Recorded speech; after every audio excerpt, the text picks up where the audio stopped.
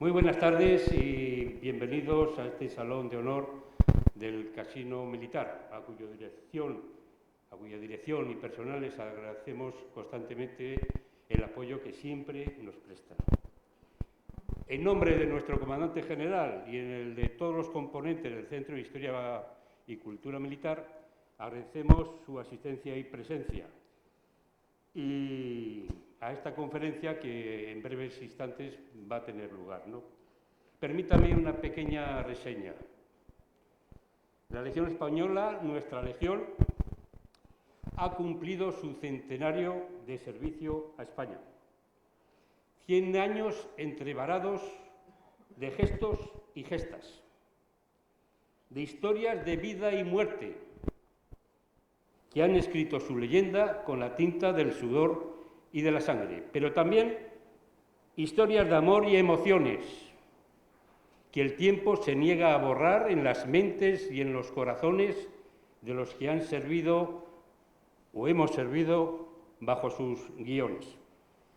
Hoy, 100 años más tarde, ya avanzado el siglo XXI, ante el flamante perfil del legionario, cabe preguntarse por el sentido de este peculiar y gran soldado, y también del porqué de la Legión, ¿no? Novios de la muerte, que no es sinónimo de desprecio por la vida o por la muerte, que eso sería una locura, sino que es la ofrenda de la vida de los legionarios a España. Y eso estaremos de acuerdo que se debe llamar, cuando menos, generosidad. Por ello y por infinidad de motivos más,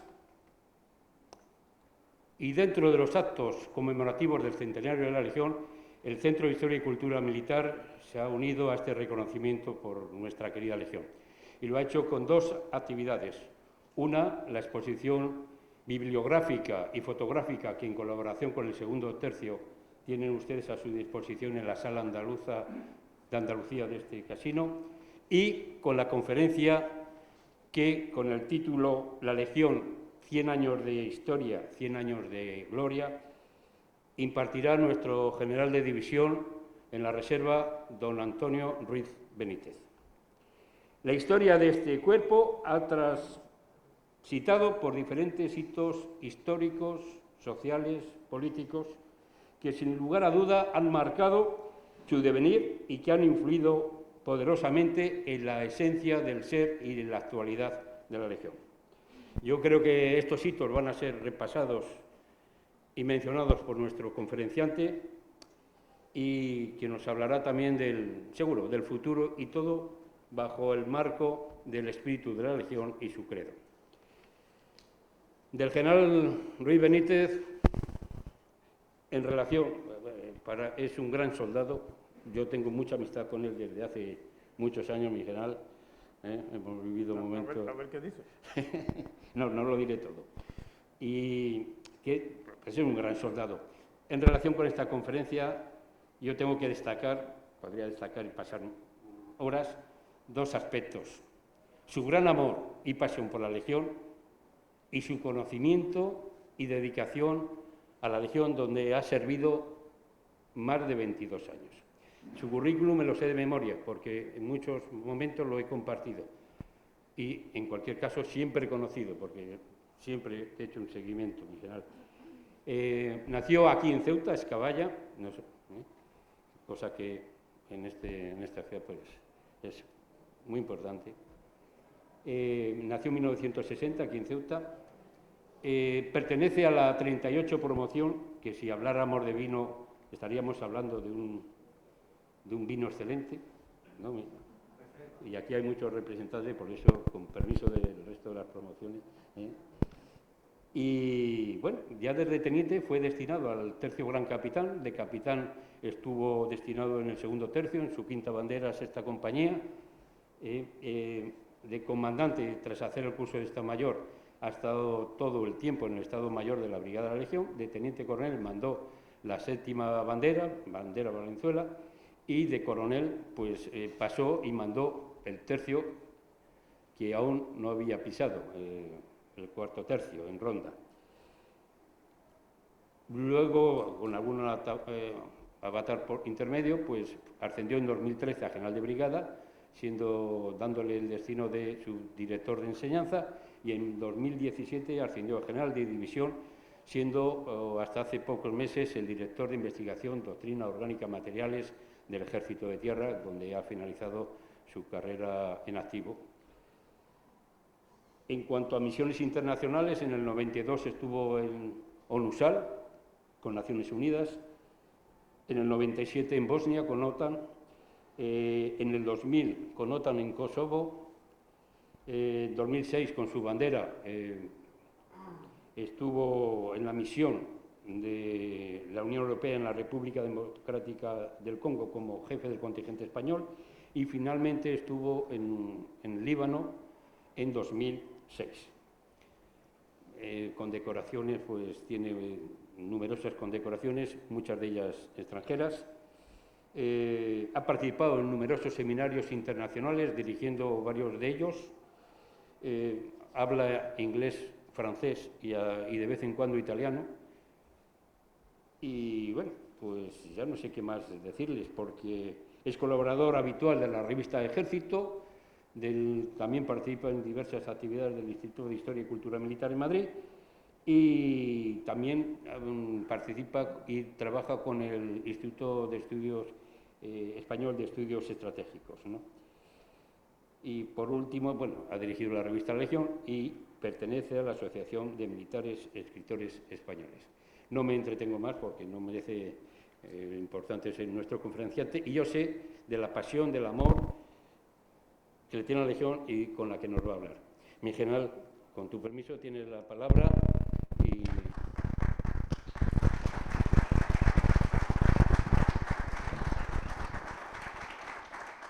Mi general, con tu permiso. Señoras y señores, muy buenas tardes. Quisiera comenzar mi intervención dando las gracias a la Comandancia General de Ceuta y al Centro de Historia y Cultura Militar de esta ciudad por querer contar con mi humilde aportación a los actos que, con motivo del centenario de la fundación de la Legión, se han venido desarrollando a lo largo del año 2020 y también como consecuencia de la pandemia que hemos sufrido a lo largo de este primer semestre del 2021. Agradecimiento que quiero hacer extensivo a cuantos nos acompañan hoy, bien de manera presencial a pesar de las circunstancias, o a aquellos que a través de los canales de comunicación lo hacen de manera no presencial. Y finalmente, y no menos importante, me gustaría manifestarles y compartir con todos ustedes la enorme emoción que siento al volver a mi querida tierra Ceuta, a la que tanto quiero y que tanto ha tenido y tiene que ver en este devenir histórico de 100 años de historia legionaria. No es fácil resumirlos, no es fácil resumir 100 años de historia en una conferencia de 50 minutos, pero es más difícil aún resumirlos cuando se trata de hablar de la historia de la Legión. Una historia, tal y como ha dicho el presentador, muchas gracias, Carlos, por tus cariñosas palabras que nacen más del conocimiento, del cariño mutuo que nos tenemos que de mis propios méritos. Pues como decía, esta historia de la Legión no se puede resumir en una conferencia de 50 minutos, pero voy a proponerles que me sigan a través de este índice que les presento. Vamos a detenernos de manera importante en la fundación de la Legión, puesto que es el hito, la piedra angular de la creación de la Legión. A continuación pasaremos a hacer un balance, un recorrido por los hechos históricos que desde mi modesto punto de vista han influido poderosamente en la Legión. Pasaremos a hablar del espíritu legionario como esa esencia que se ha mantenido a lo largo del tiempo, a pesar de todos los cambios que veremos ha sufrido la Legión durante este periodo. Analizaremos a continuación el presente de la Legión, haremos un poco de prospectiva para hablar del futuro y finalizaré mi intervención con un epílogo a modo de conclusiones para a continuación ponerme a su disposición para aquellas preguntas que estimen conveniente. Pues bien, la creación de la Legión es una de las obras más sublimes de la historia militar contemporánea. Es un dechado de oportunidad, de visión de futuro, de moral, de sensibilidad humana, de originalidad, de innovación, de valor, de entrega, de sacrificio, de espíritu de servicio, de ejemplaridad y de eficacia. Circunstancias que trataré de demostrar a lo largo de mi conferencia. Tras el desastre con la pérdida de las últimas colonias del Imperio Español en 1898, pérdida de Cuba y Filipinas, como últimas perlas de nuestro imperio, España entra de golpe y sin apenas quererlo, sin preparación, de la mano de Francia, para evitar la presencia alemana en el norte de África y también auspiciado por Inglaterra, en un protectorado marroquí en el que Francia se queda con la parte del Marruecos útil, que así se denominaba, y deja a España un territorio que, como veremos a lo largo de la conferencia, era de todo menos favorable a una acción protectora. España no está preparada en ese momento ni social, ni política, ni económicamente para hacerse cargo de esto.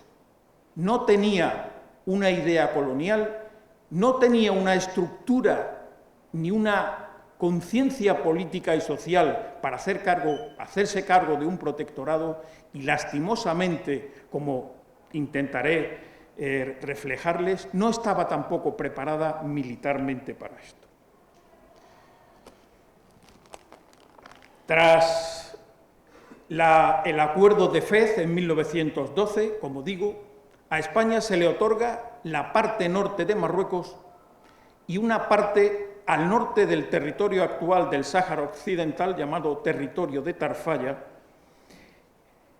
que es de todo menos favorable. Es un territorio agreste, geográficamente muy complicado, seco, sin apenas recursos naturales y poblados por una serie de cábilas o cabilas que son de todo menos proclives a hacer sumisión hacia la figura de la potencia protectora. Cuando surge la Legión, la situación del ejército español era verdaderamente precaria.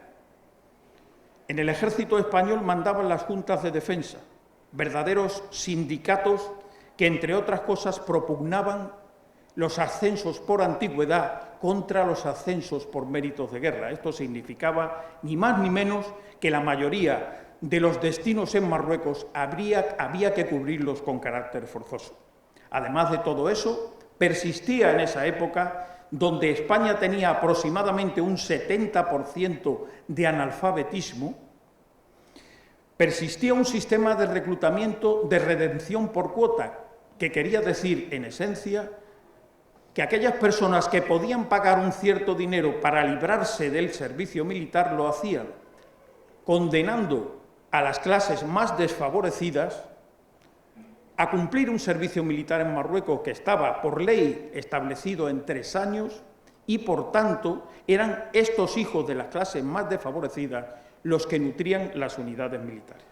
Además de eso, se había suprimido el 3er año de servicio militar obligatorio, con lo cual las unidades estaban carentes de 1/3 de su capacidad, de su nivel de cobertura. Y además de todo eso, y por si no fuera poco, no estaba clara cuál era la acción a desarrollar en Marruecos. Y lo que se pretendía era aplicar una doctrina dimanante de la Primera Guerra Mundial, una doctrina fundamentalmente defensiva, en la que se establecían unas grandes posiciones guarnecidas por entre 100 y 400 hombres, pero tachonadas, jalonadas de pequeños bloqueos para hacer presencia militar y así apoyar en el protectorado la acción política. Esta alarmante situación, aquí aparece un mapa del Estado Mayor de Marruecos, de la parte norte del protectorado, puesto que, tal y como les he dicho, en la parte inferior pueden ustedes ver la parte que se le asignó en el norte y la parte que se asignó en el sur, como decía, este era el territorio asignado a España para su acción protectora, que era aproximadamente el tamaño de la provincia de Badajoz. En esa situación del ejército español, a esa situación precaria, se unía además una situación política muy complicada. Como consecuencia del desastre en el Barranco del Lobo, que tuvo lugar el 27 de julio del año 1909, en el puerto de Barcelona, a consecuencia del embarque de nuevos reemplazos y nuevas unidades de personal de la Quinta, se produce la ya conocida Semana Trágica, que viene a añadir aún más un plus de complejidad a toda la situación. En ese contexto, el 28 de enero de 1920 se promulga el Real Decreto de fundación de la Legión, pero no es hasta el 20 de septiembre cuando se alista el primer legionario y se toma esta como fecha fundacional del cuerpo. La Legión, en sus primeros momentos, es una unidad naciente y es requerida exclusivamente para acciones secundarias, ante la falta de confianza que el mando tenía en esta unidad. Hay que reflejar aquí que estamos hablando que la única tropa profesional que en ese momento tenía España en sus posesiones, en su protectorado en Marruecos, eran las fuerzas regulares y algunas fuerzas de la Mejala que habían sido fundadas anteriormente. Con este contexto, el teniente coronel Millán Astray se plantea desde un principio crear una unidad distinta. Y esa es una de las ideas fuerza que me gustaría transmitirle esta tarde a ustedes. La singularidad de la Legión. Es una unidad distinta, compuesta por una tropa aguerrida, una tropa táctica y técnicamente muy preparada, con una orgánica diferente, con un armamento distinto e incluso con un equipamiento totalmente diferente al que tenía el ejército regular o de línea español. ¿Pero qué le ofrece Millán Astray a estas personas, a sus potenciales legionarios? Pues esa es otra de las grandes controversias difíciles de explicar, pero fáciles de entender. Les proyectó la idea solamente la idea, el título de llegar a alcanzar la categoría de caballero legionario y no les prometió grandes horizontes, fundamentalmente fue sincero.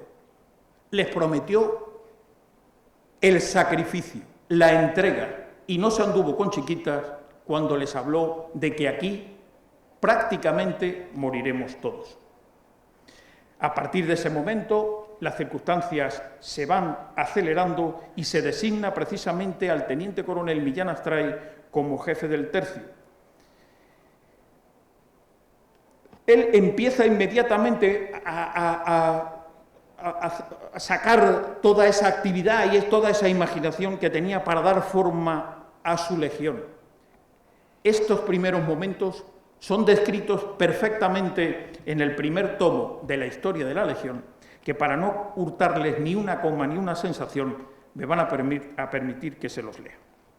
Millán Astray está en Ceuta, resolviendo los 1000 problemas que se le presentan, acuciando su actividad y su capacidad de organización. Han pasado unos días y no llegan más hombres. Aunque está seguro de su obra, supone que llegarán cortas expediciones de 7 a 8 enganchados, pero a fines de septiembre, desde Barcelona, le avisan que se han firmado unos 400 compromisos.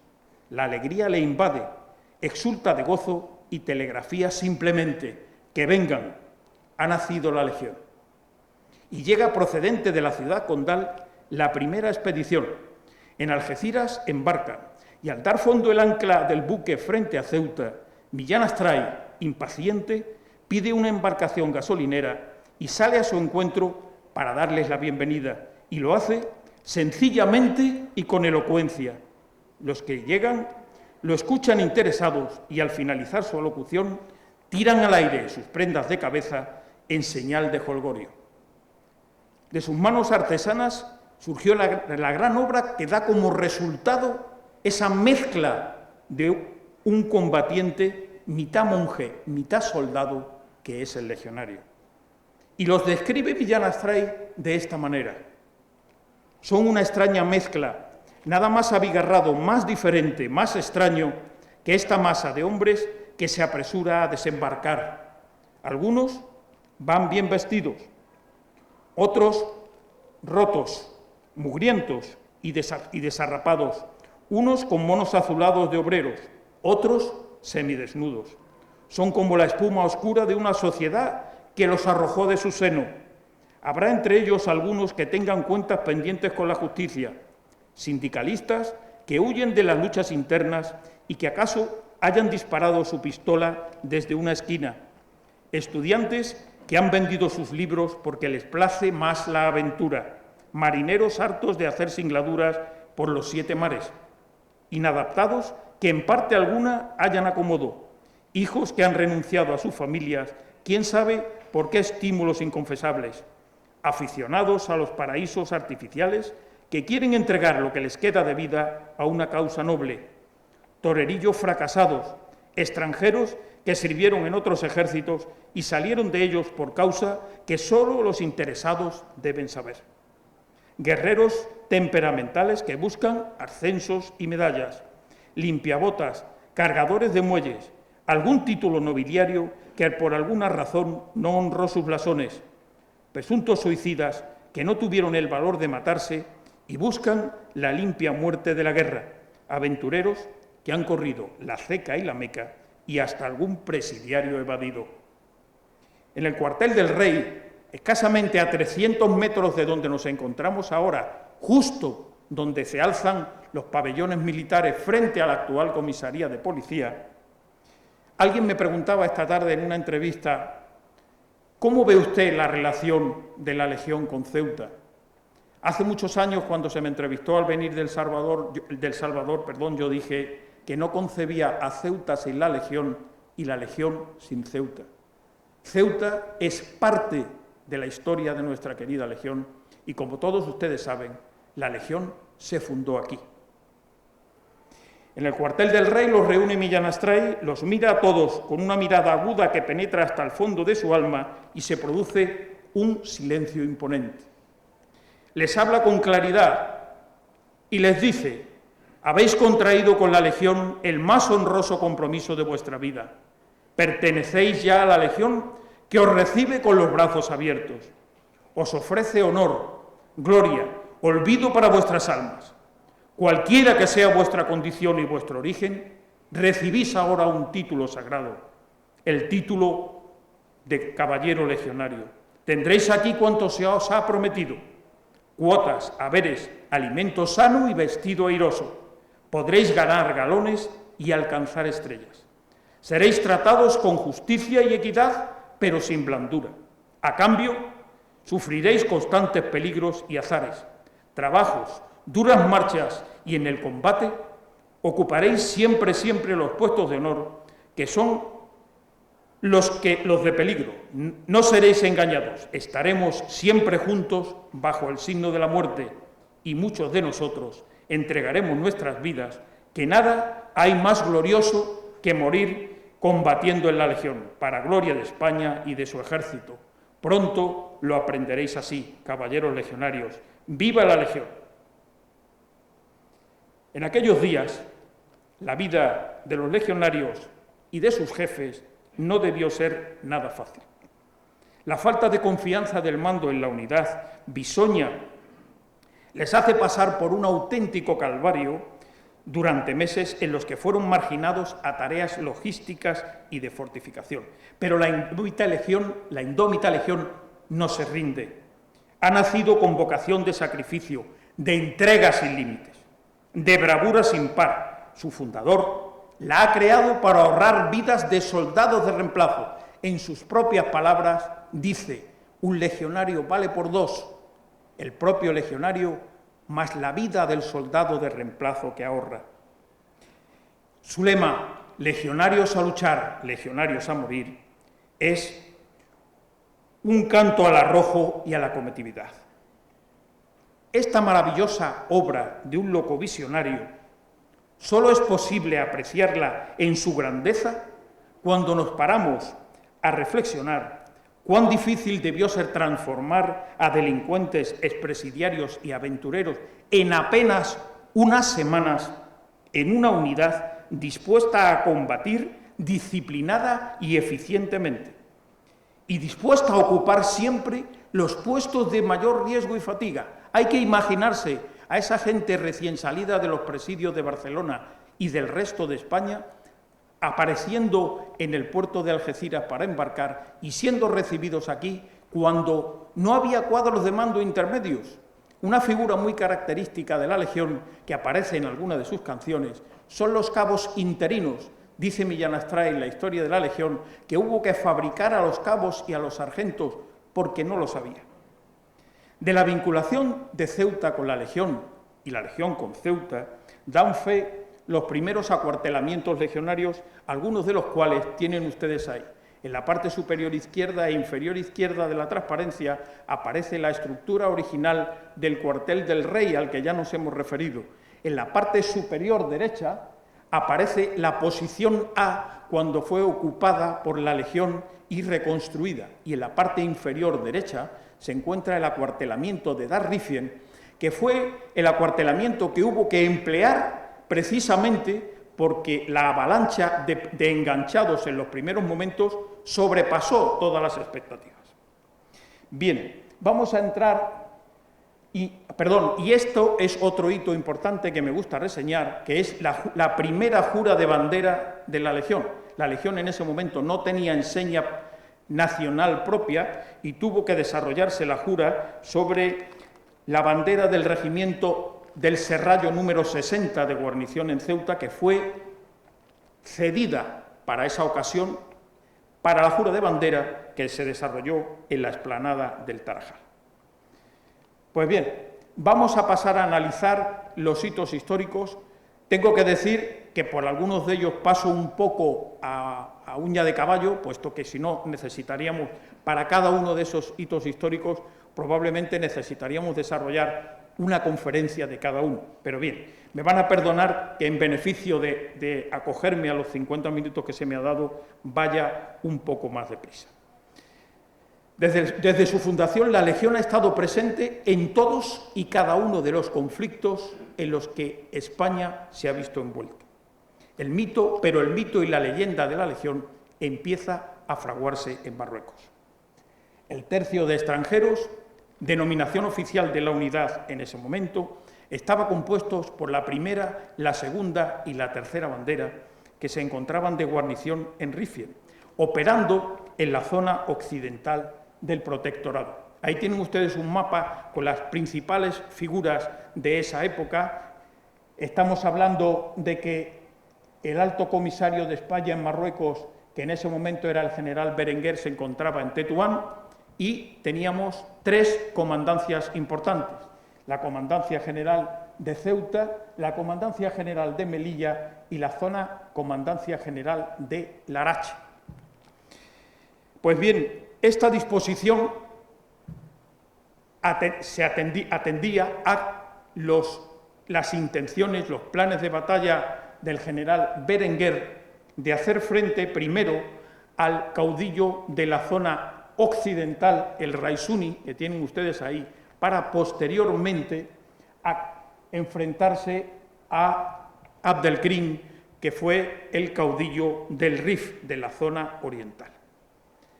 Tras muchas reticencias y desconfianzas, a la Legión empiezan a asignársele ciertas misiones, pero no obstante pasan por esos momentos de indefinición donde se dedican, tal y como ya hemos dicho, a tareas puramente logísticas, lo que provoca no pocos chascarrillos que se reflejan con la tradicional alegría y socarronería legionaria en sus canciones. Una de ellas decía: ¿quiénes son esos soldados de tan bonitos sombreros? El tercio de legionarios que llena sacos terreros. Pero a pesar de eso, las escaramuzas en el territorio se suceden. Y precisamente es el 7 de febrero de 1921, cuando se produce la primera baja de la Legión, resultando ser el legionario luego ascendido a cabo Baltasar Queijas de la Vega, de la 6ª Compañía de la Segunda Bandera. Precisamente cuando se recogieron sus restos, entre su pecho y la camisa legionaria había una carta dirigida a su amada, en la que se despedía en el caso de que lo matasen. Esa carta dio lugar a la composición del famoso cuplé, que fue primero un cuplé del Novio de la Muerte y que maravillosamente se transformó en uno de los himnos legionarios más solemnes y que se canta en todos y cada uno de los actos de honor a los muertos que rinden las unidades legionarias, no solo en sus acuartelamientos actuales, sino cuando han estado desplegadas en los 4 puntos cardinales del globo terráqueo. También la Legión empieza ya a adquirir o a generar confianza en el mando y precisamente empiezan a asignárseles misiones en vanguardia. Es precisamente en abril de 1921 y posteriormente el 29 de junio cuando las unidades legionarias en la zona occidental están a punto de asaltar las posiciones Muñoz Crespo y Bujarrat, en la que, entre otros, muere el teniente Torres y es herido el capitán Arredondo de la primera compañía, que ya era caballero laureado, y además de él sufren heridas el teniente Ortiz de Zárate, el alférez Montero Bosch, y son baja 40 legionarios.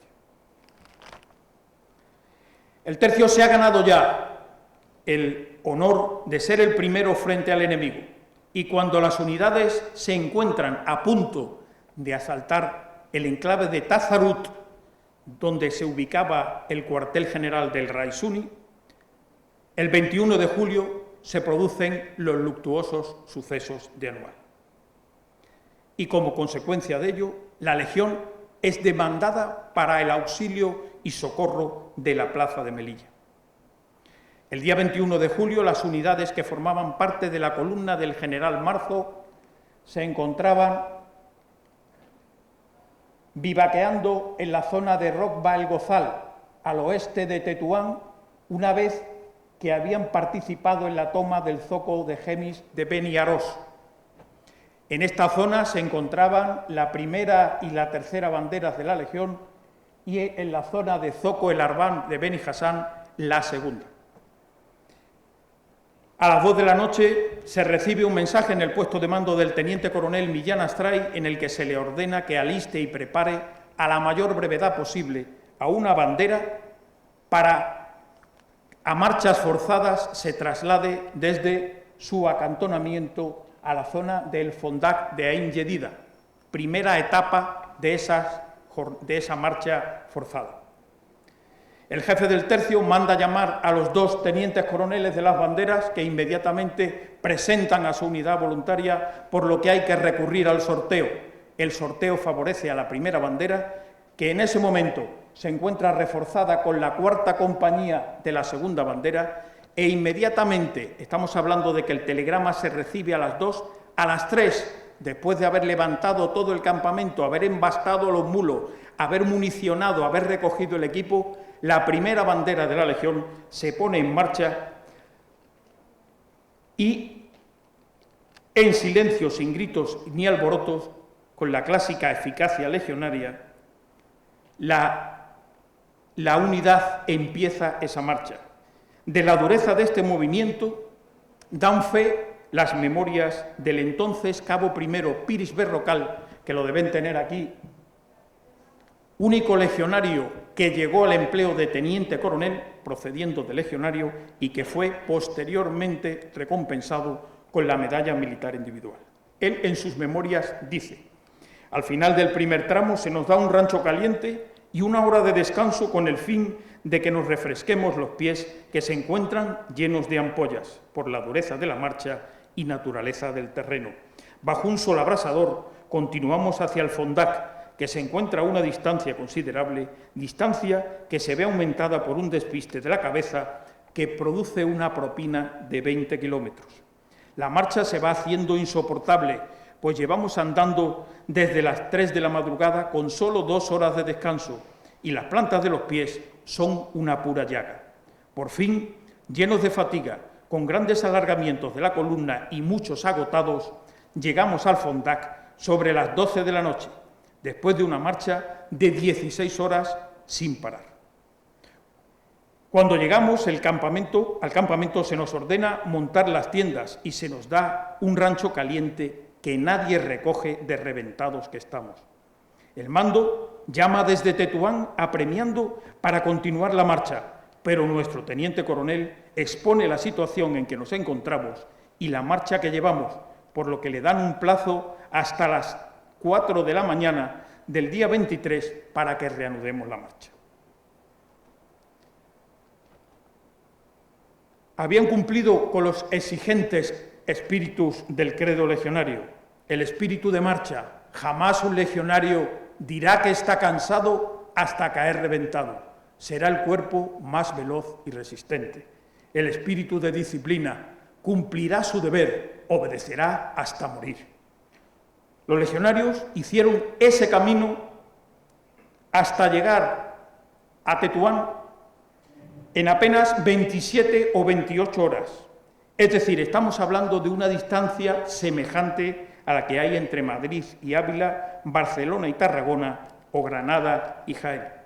Al llegar a Tetuán se les une la segunda bandera y las dos en tren llegan hacia Ceuta, al cuartel del Rey de nuevo, donde se encuentra la plana mayor del tercio de extranjeros para recoger munición, atender a los heridos, despeados, etc. Y allí se sabe qué ha pasado. Una vez más, el teniente coronel Millán Astray los reúne frente al cuartel del Rey y les dice: legionarios, de Melilla nos llaman en su socorro. Ha llegado la hora de los legionarios. La situación allá es grave. Quizás en esta empresa tengamos todos que morir. Legionarios, si hay alguno que no quiere venir con nosotros, que salga de filas, que se marche, queda licenciado ahora mismo. Legionarios, ¿juráis todos morir si es preciso en socorro de Melilla? Todos responden: sí, juramos. ¡Viva España! ¡Viva el Rey! ¡Viva la Legión! En el puerto, los legionarios se embarcan en el vapor Ciudad de Cádiz y tras el embarque y carga, el día 23 de julio por la tarde a las 8, zarpan rumbo a Melilla. ¿Qué ha ocurrido? ¿Por qué un envío tan urgente de tropas? A 110 kilómetros de Melilla, en Marruecos, en la zona que ha costado 12 años pacificando la pacificación, sobrevino un súbito y grave desastre. Las deficiencias en la estructura del mando militar, la falta de competencia de muchos mandos por falta de incentivos, la obsolescencia del armamento y equipo, el desgaste de los mismos, la escasez de efectivos en la zona oriental para los objetivos a alcanzar, puesto que todo el centro de gravedad, recordemos, estaba en la zona occidental, se conjugaron y explosionaron de una forma repentina en el momento y en el lugar más inoportuno, anual. Este desastre tuvo dos epílogos trágicos. El primero fue que una cantidad aún sin establecer, rondando los 9.000 militares españoles, resultaron muertos en la retirada o asesinados cruelmente tras su rendición. El segundo, que desaparecidas casi todas las tropas, Melilla solo podía ser defendida por unos escasos y poco experimentados soldados. Las jarcas y bandas rebeldes estaban a las puertas de Melilla. La situación en la ciudad es caótica. Un oficial de la plaza se acerca al buque y les informa de que la población está aterrorizada, por lo que es necesario infundirles todo el ánimo posible.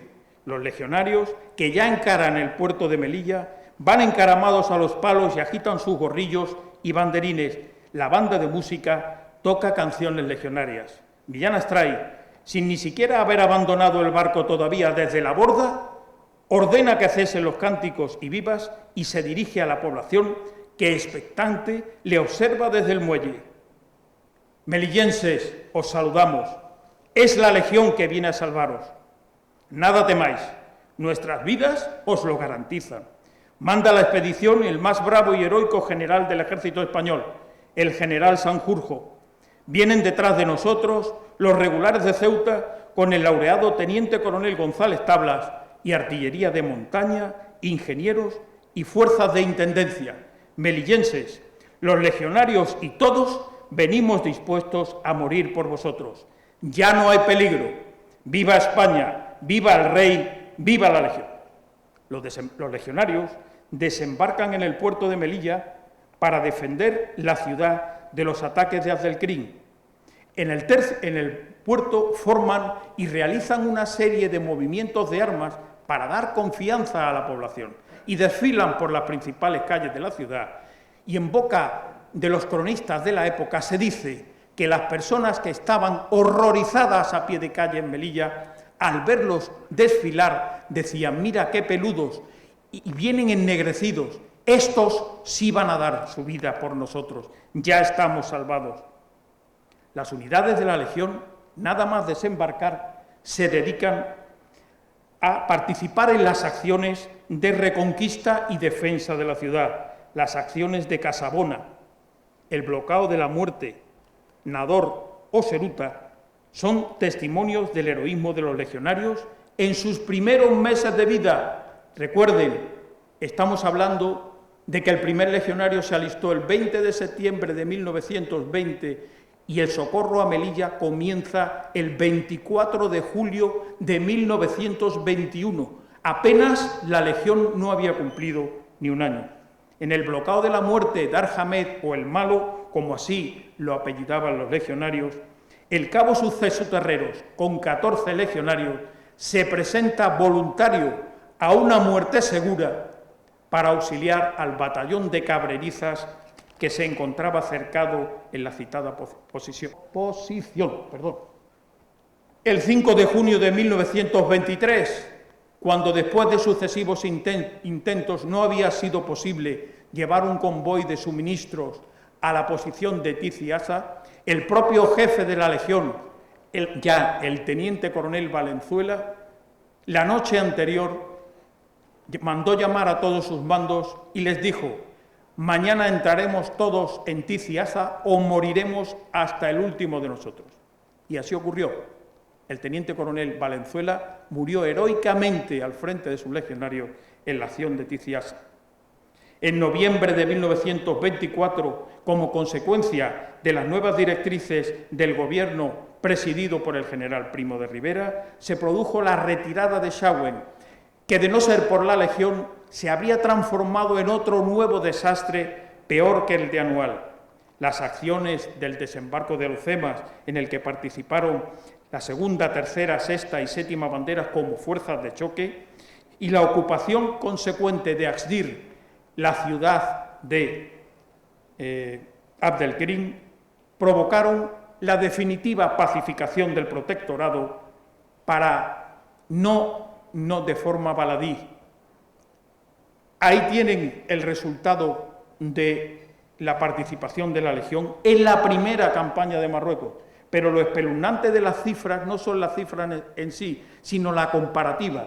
Tengan en cuenta que en aquella época la Legión estaba compuesta aproximadamente por 20.000 hombres, de los cuales 14.000 fueron bajas.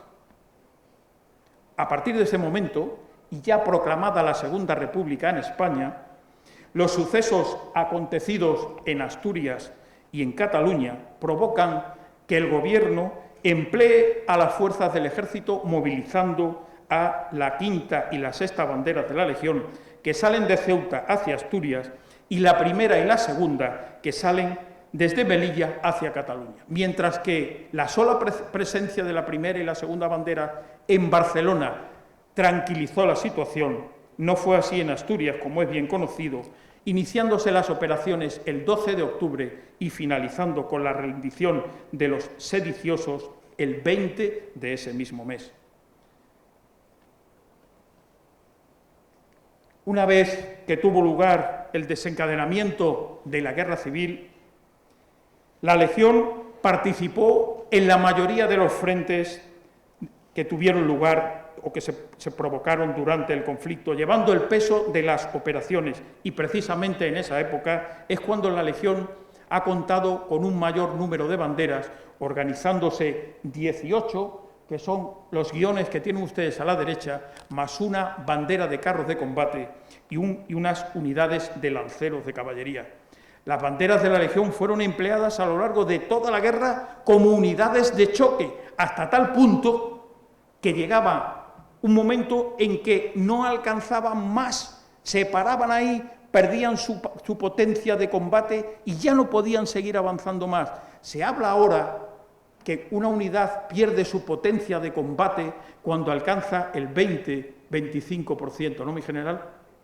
La Legión perdía su capacidad de combate cuando sus unidades no daban más de sí, tenían un 70 a un 80% de bajas. Las bajas sufridas a lo largo de esta campaña dan también un significado a la participación de la Legión, con más de 33.000 bajas en combate. La Legión, finalizada la Guerra Civil, vuelve a Marruecos y de las 19 banderas que llegó a tener, se redujeron a 11, concentrándose en 3 acuartelamientos distintos, en 3 tercios que así se denominaron entonces. El primero de guarnición en Tahuima, el segundo de guarnición en Rifien y el tercero de guarnición en Larache. El 21 de diciembre de 1943, los tercios pasan a denominarse Gran Capitán, Duque de Alba y Don Juan de Austria. Y el 19 de octubre del año 50 se crea el tercio Alejandro Farnese. Ante la decisión de conceder la independencia a Marruecos el 7 de abril del 56, se empieza a replantear la reestructuración y el repliegue de las unidades de la Legión, circunstancia que se hace fundamentalmente sobre los acuartelamientos de Tahuima, Rifien y Larache. En este interín surgen los problemas en el territorio de Ifni, que provocan la creación de la 13 bandera de la Legión. Una vez más, haciendo alarde de ese espíritu de voluntariedad, la 13 bandera se crea con una compañía procedente de los otros 3 tercios. En mayo del 58 se procede a la cesión a Marruecos de la zona de Ifni del territorio de Tarfaya, y todas las unidades son acuarteladas en sus acuartelamientos anteriores, pero además se produce un redespliegue, y este es otro de los hitos importantes que yo considero fundamentales en el devenir de la Legión: su despliegue en el Sáhara. En el año 58 empiezan a desplegarse el tercer tercio de la Legión en Ayun y la 7ª bandera en Esmara, y el 4º tercio de la Legión en Villacisneros. En el año 66 se les rebautiza como tercios saharianos y se les dota en el 58 de baterías de obuses. Las escaramuzas empiezan a desarrollarse ahora ya en el territorio del Sáhara, de manera que el 13 de enero de 1958 la 13 bandera es emboscada en la Sagia El Hamra, muy cerca del paso de Echera, y sufre una ingente cantidad de bajas.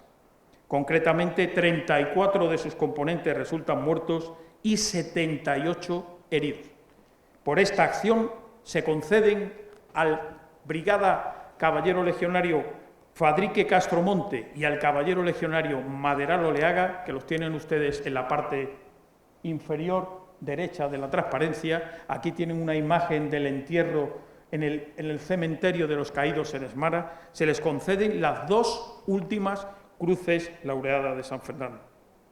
Además de todo eso, las escaramuzas continúan, y en el año 1975, en la acción de Tifariti, resulta muerto el sargento caballero legionario Carazo Orellana, que tienen ustedes en la parte derecha de la transparencia. El final de los años 60 son años complicados para la Legión, puesto que decrece enormemente el reclutamiento. Las unidades empiezan a tener graves carencias y, además de todo eso, se produce la Marcha Verde, como ustedes bien conocen, en noviembre, y obliga a la cesión administrativa del Sáhara español a Marruecos y a Mauritania, circunstancia que aprovecha Marruecos para ocuparlo y obliga a las unidades legionarias a replegarse. El cuarto tercio es disuelto, en ese momento estaba compuesto por la 9ª y la 10ª banderas. La 9ª bandera viene aquí a Ceuta, al segundo tercio, transformándose en 6ª, y la 10ª bandera va al primer tercio y se transforma en 3ª. Pero hay que tener en cuenta la dificultad de esos momentos para la Legión, porque la transición política para la Legión precisamente empieza en esos momentos. Ese traslado, esa evacuación, esa transición debió ser muy dura para la Legión, puesto que la Legión había vertido mucha sangre, la Legión estaba muy preparada allí en el Sáhara y los legionarios se sabían perfectamente capacitados para repeler cualquier tipo de agresión. Una vez más tuvieron que aplicar sin pensar el espíritu de disciplina. Y la readaptación a la vida en territorio nacional fue también muy difícil. La Legión, el tercer tercio, se traslada desde el Aaiún hasta la isla de Fuerteventura. Se produce un rechazo palpable de la sociedad majorera a la Legión, a la presencia de la Legión. Es unido a la falta de adaptación de algunos legionarios. En la parte de abajo tienen ustedes una portada de ABC donde se refleja el secuestro que de un avión de Iberia hicieron 3 legionarios. Todo eso dio lugar a una campaña muy en contra de la Legión, que no solo se produjo ahí. Hay que tener en cuenta que, como consecuencia de la designación del general Pallás como subinspector, la primera medida que toma es trasladar la subinspección de la Legión de Leganés a Ronda, y también se produce un movimiento contestatario contra la Legión en Ronda. Pero yo soy de los que opina que a la Legión solo hay que dejarla trabajar, y ella sola de por sí sabe ganarse los corazones y las mentes de los ciudadanos. De esa época, el general Pallás, un visionario, empieza a pensar en el futuro de la Legión, y de esa época es la creación de la Unidad de Operaciones Especiales, de la Academia de Formación Legionaria, que vino a dar carta de naturaleza a una escala a la que hay que rendir homenaje. Luego lo resaltaré en otra parte de mi conferencia. Bien, la década de los 80 produce en la Legión una serie de disoluciones importantes. Estamos hablando de la aplicación al ejército español sucesivamente de los planes Alfa, Meta y Reto. Y el golpe más duro a la Legión lo recibe como consecuencia de la aplicación de la Ley 1789, con la desaparición de la escala legionaria, declarando a extinguir la escala de oficiales e integrando la de suboficiales en unas condiciones muy desfavorables en la escala básica de suboficiales. Los ataques contra la Legión se reproducen e incluso en la Comisión de Defensa del Congreso se debate su disolución. Hay quien dice que incluso esta disolución ya estaba firmada. Se debate sobre la vigencia de su credo. Se pone en entredicho artículos como el artículo el espíritu de unión y socorro, a la voz de a mí la Legión, sea donde sea, acudirán todos y con razón o sin ella defenderán al legionario que pida auxilio. Se saca de contexto un artículo creado para defender al legionario en las pobladas ciudades marroquíes e intenta aplicarse o intenta interpretarse como que la Legión quería estar al margen de la ley, nada más lejos de la realidad. Pero ahora aparece otro momento importante en la vida de la Legión. En el año 1992, España estaba inmersa, además de las Olimpiadas de Barcelona y de la Exposición Universal, en un intento fuerte, importante, para aspirar a ocupar un puesto en el Consejo de Seguridad de Naciones Unidas. Para eso, España tenía que involucrarse militar y políticamente en el contexto internacional. En la antigua Yugoslavia, la desintegración de este país como consecuencia de la muerte del mariscal Tito provoca una guerra en el corazón de Europa. La Legión en ese momento no está en el punto álgido de su capacidad, pero sí que tiene una cosa importante, y es, junto con la Brigada Paracaidista, la única unidad del ejército español que está compuesta totalmente por voluntarios. Bien es cierto que dentro de la Legión se integraban legionarios de reemplazo, pero no hay que restarles tampoco mérito, puesto que eran chicos de reemplazo que optaban por dar un paso más y unir sus vidas con las de la Legión. En ese momento, a pesar de la conflictividad que arrastraba, de los momentos de cuestionamiento de los que ya hemos hablado, aparece una circunstancia muy importante. Luego volveremos a esta otra transparencia. España, como consecuencia de la coalición liderada por Estados Unidos en la Primera Guerra del Golfo, establece que unas fragatas cuya dotación son soldados de reemplazo se alisten para salir a participar en esa coalición en el Golfo Pérsico. En ese momento se producen en el puerto unas imágenes que recuerdan, decía un filósofo, que la historia no se repite, no es la misma, pero tiende a repetirse. Aquí, las imágenes de las madres y los padres despidiendo a marineros de reemplazo en el puerto ponen al Gobierno sobre la pista de emplear a una unidad que no sea unidad de reemplazo. Nos suena la historia de Marruecos. Y la Legión aprovecha su oportunidad. En ese momento, la Legión no tiene unidades de apoyo, solo tiene infantería. Y se recaba, y aquí hay que reseñarlo también, el apoyo de otras unidades del Ejército, como la Brigada Paracaidista, las unidades de transmisiones de nuestro Ejército, unidades logísticas.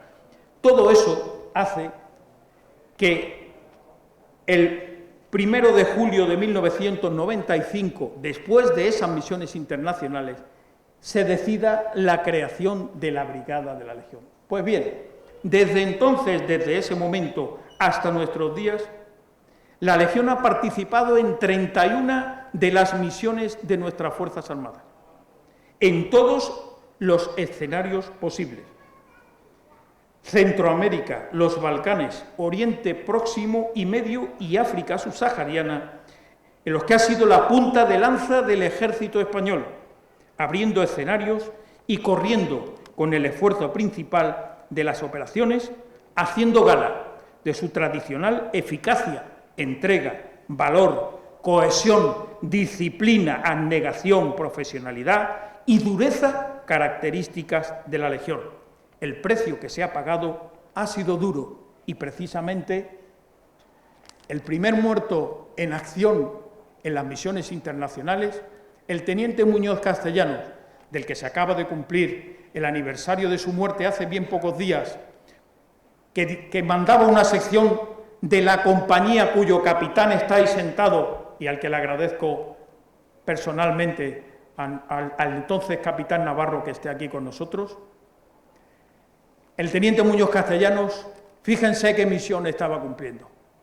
Fíjense, puestos a morir, quizás Dios no nos dé a elegir, pero puestos a morir, qué bonita manera de morir. El teniente Muñoz Castellanos mandaba una sección de fusiles que llevaba medicinas y plasma sanguíneo a un hospital musulmán en Mostar, cuando fue herido por una granada de mortero que finalmente le costó la vida. El teniente Muñoz Castellanos, y aquí tenemos otro vínculo más de la historia de la Legión con Ceuta, pertenecía a la quinta bandera del tercio duque de Alba, segundo de la Legión. Pero ¿qué tiene la Legión que, a pesar de recorrer toda esa historia y todos esos hechos, ha sido capaz de mantenerse a lo largo de todos estos años? Pues yo creo, modestamente, que lo que ha mantenido en pie y lo que mantiene en pie la Legión es su espíritu. El espíritu de la Legión es algo intangible, muy difícil de explicar, pero muy fácil de percibir. Es todo lo que rodea a la Legión, está empapado de sentimiento y de sensaciones que vienen directamente del hecho pasional y sensible, con relegamiento de lo racional y lo reflexivo.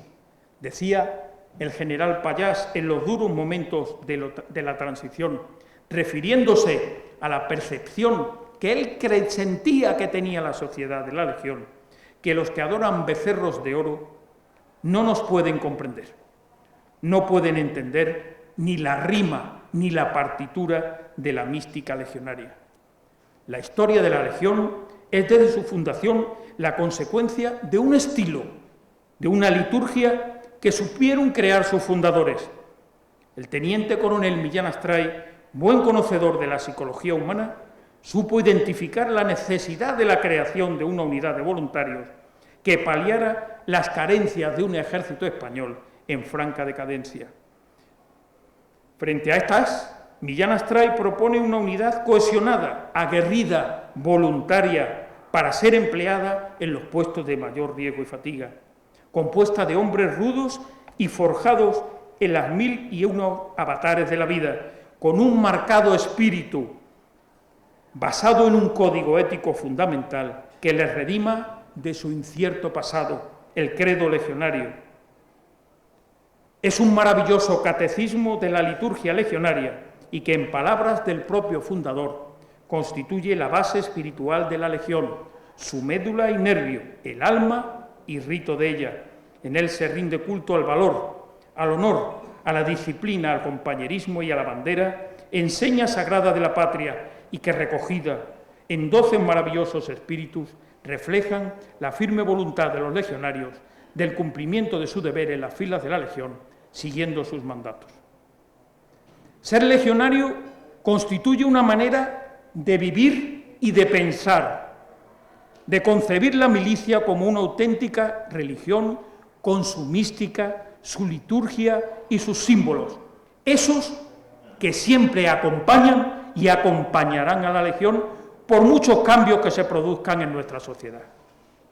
El saludo, el paso de desfile, las canciones e himnos, la uniformidad, sus bandas de guerra con sus instrumentos específicos, sus formaciones, su acto de rendición de honores a los caídos, su régimen interior, las relaciones entre sus mandos y sus subordinados, el estilo de mando, el liderazgo tan en vigor hoy en día, el espíritu de unidad, la comunión con la sociedad civil, su sistema de reclutamiento, su tirón en los medios de comunicación y en el cine, el respeto que su sola presencia manda, son pruebas evidentes de que la Legión fue, es y seguirá siendo una unidad distinta. Pero la Legión podría haber caído en la autocomplacencia, podría haberse dejado llevar por los cantos de sirena y vivir de las glorias del pasado, pero no es así. Nuestros tercios primero y segundo, encuadrados en las comandancias generales de Melilla y Ceuta, respectivamente, responden hoy a la necesidad del cumplimiento de las misiones de presencia avanzada y disuasión que requiere la defensa incuestionable de la españolidad de nuestras dos ciudades autónomas.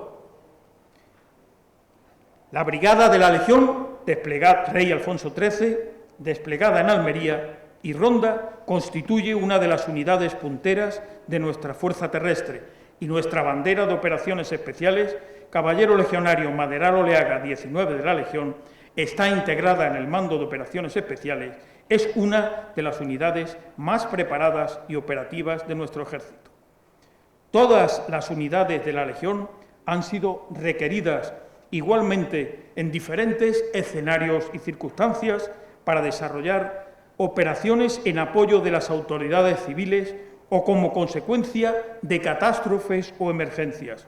Su participación en la Operación Prestige, el socorro a inundaciones, los terremotos o nevadas, la operación de seguridad de la Vía del Ave o la reciente Operación Balmis, por no hacer referencia a algunos de los hechos que tocan directamente a esta comandancia y a esta ciudad y que aparecen en la transparencia, así lo atestiguan.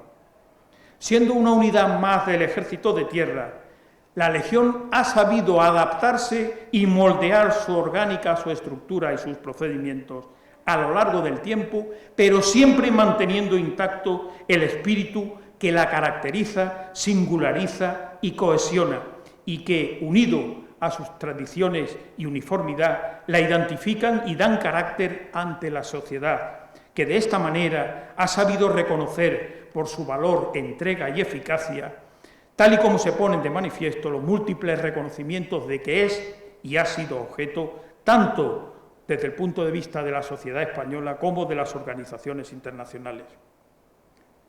Pero ese sentimiento legionario no queda circunscrito exclusivamente a los que forman en la actualidad en las unidades de la Legión, sino que trasciende a todos los que han servido alguna vez en ella, y buen ejemplo de ello son las hermandades de antiguos caballeros legionarios, extendidas por toda la geografía, la Asociación de Legionarios de Honor o la Fundación Tercio de Extranjeros, que, en cumplimiento del espíritu de unión y socorro, está haciendo una labor humanitaria extraordinaria.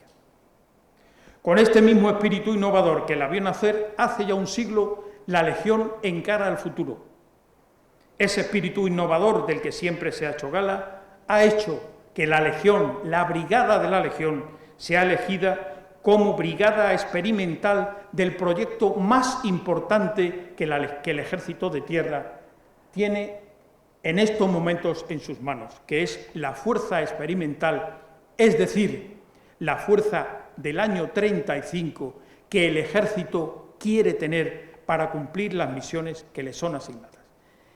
Y el factor, el núcleo principal de todo ese proyecto, como brigada experimental, en materiales, en orgánica, en armamento, en equipo, es la Brigada de la Legión. Ante ese escenario, un escenario que se caracteriza fundamentalmente por su volatilidad, su incertidumbre, su complejidad y su ambigüedad, un escenario futuro, la Legión deberá disponer de características de respuesta adecuada, versatilidad y flexibilidad, resiliencia y capacidad de recuperación, interoperabilidad, rapidez de respuesta y capacidad de actuación. En una palabra, espíritu legionario en estado puro. Voy acabando. La Legión acaba de cumplir 100 años y a lo largo de su ya dilatada historia ha sabido conjugar tradición y modernidad para adaptarse a los continuos cambios que ha tenido que afrontar a lo largo de estos 100 años. A pesar de los malos momentos vividos, la Legión ha sabido aprovechar las oportunidades que se le han brindado para transmitir una imagen de solidez, eficacia, valor y espíritu de servicio. A pesar de sus cambios orgánicos y de las evoluciones que ha sufrido, la Legión sigue siendo la punta de lanza del Ejército español y de las Fuerzas Armadas, precisamente para lo que fue creada. Pero esta perdurabilidad ha sido posible gracias a su singularidad basada en el credo legionario. Se es legionario de por vida, nunca se abandona esa religión que se abraza. La Legión del futuro es una legión optimista y al mismo tiempo fiel al espíritu que la vio nacer. La Legión ha estado, está y estará siempre dispuesta a ser empleados en aquellos puestos de mayor riesgo y fatiga donde España lo demande. Siempre, siempre la Legión vivirá, puesto que su espíritu y su alma son inmortales. ¡Viva siempre la Legión! Muchas gracias.